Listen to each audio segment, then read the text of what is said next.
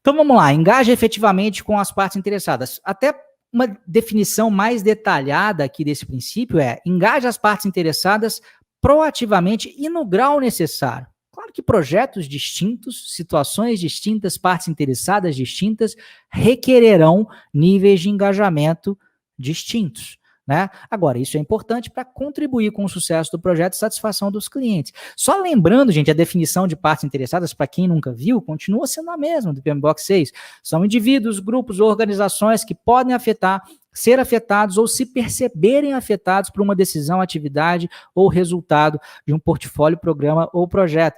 Essa definição, não sei se ela mudou, se ela ficou mais abrangente assim no PMBOK 5 ou no 6, eu não me lembro mais, mas eu achei muito interessante, porque antigamente a parte interessada era tratado como alguém, né, que poderia afetar ou era afetado pelo resultado de um projeto. E agora existe essa sutileza que é muito importante, que é se perceberem afetados por uma decisão. Então, mesmo que ele não seja numa visão mais geral, né, mesmo que ele não se... vamos supor que eu estou dentro de uma organização e eu acredito que eu serei muito afetado por um determinado projeto. Eu tenho certeza que se houver essa reestruturação que eles estão falando aí agora, eu vou ser demitido. Eu acho isso com toda a minha convicção. Só que existem algumas pessoas dentro da empresa que eles têm certeza que eu não vou ser demitido. E eles têm certeza com razão, porque na realidade eu não vou ser demitido.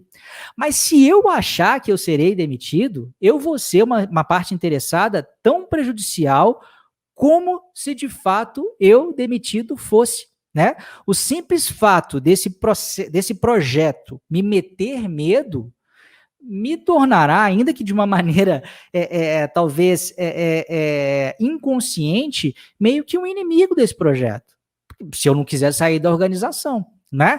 Então a gente tem que estar muito atento a essa questão do engajamento, tanto para fazer com que aqueles que sejam favoráveis ao projeto, eles venham mais para perto e nos ajudem a esse processo ser bem sucedido, quanto para aqueles que têm uma visão negativa do projeto.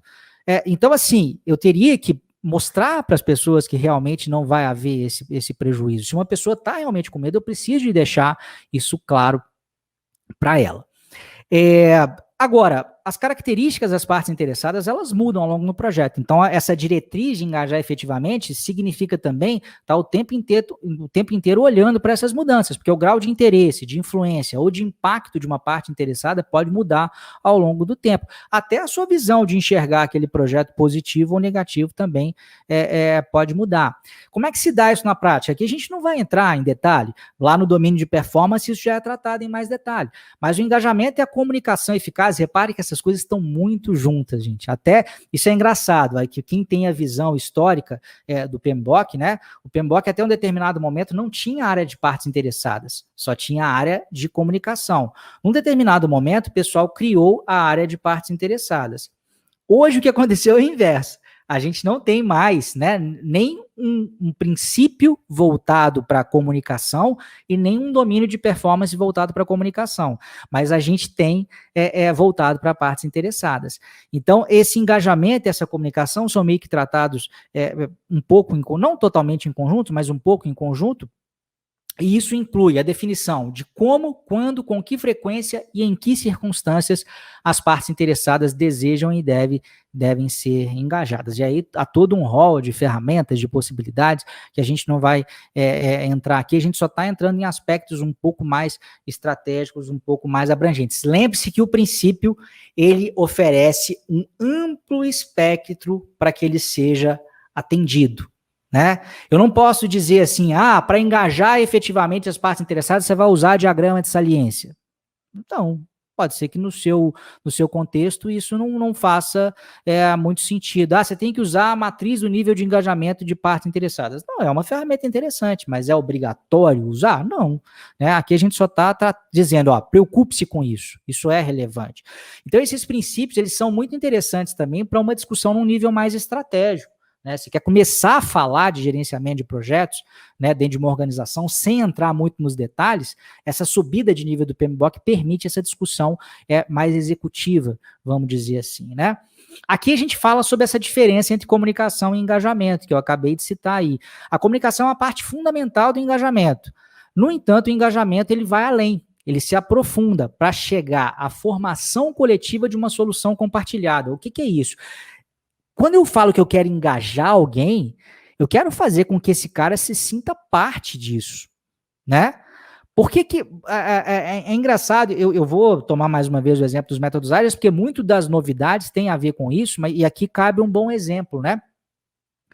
A gente pega, por exemplo, o Scrum ou o Manifesto Ágil mesmo, ele fala muito da importância de você ter a parte interessada do seu lado o tempo inteiro, validando, construindo a solução com você.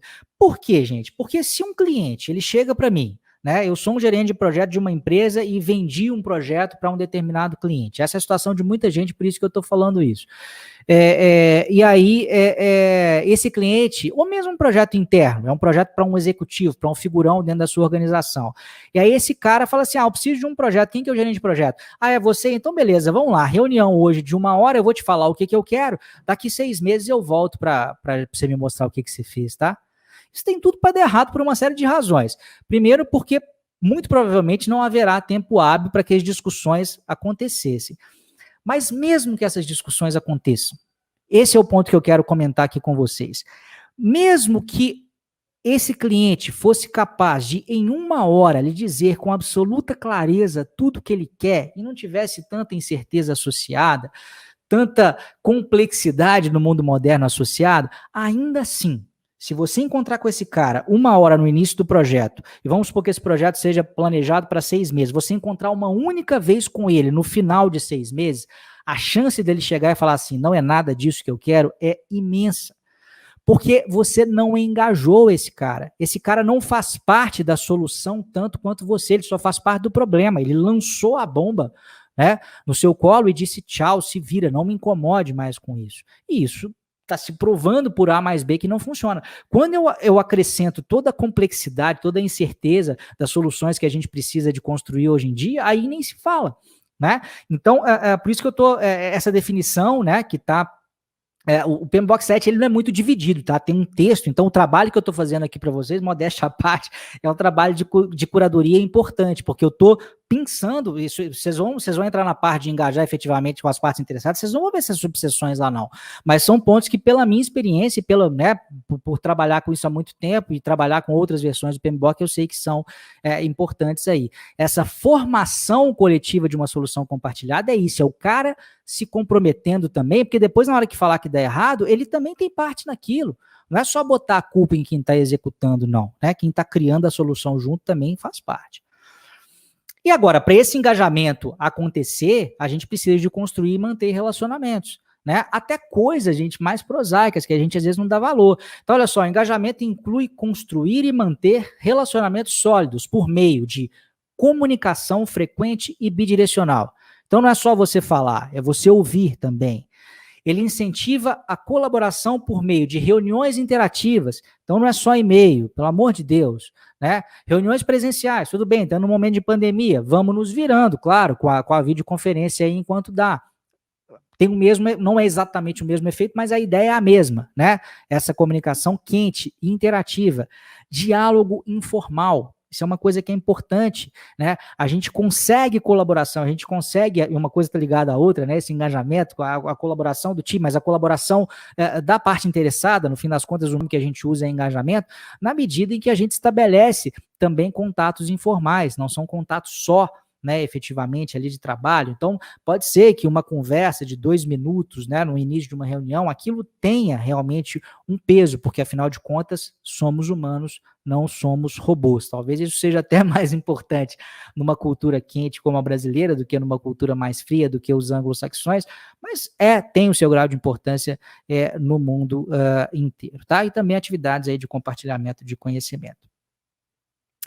Aqui é uma coisa meio óbvia, então vou passar bem rapidinho. O engajamento das partes interessadas depende muito das habilidades interpessoais.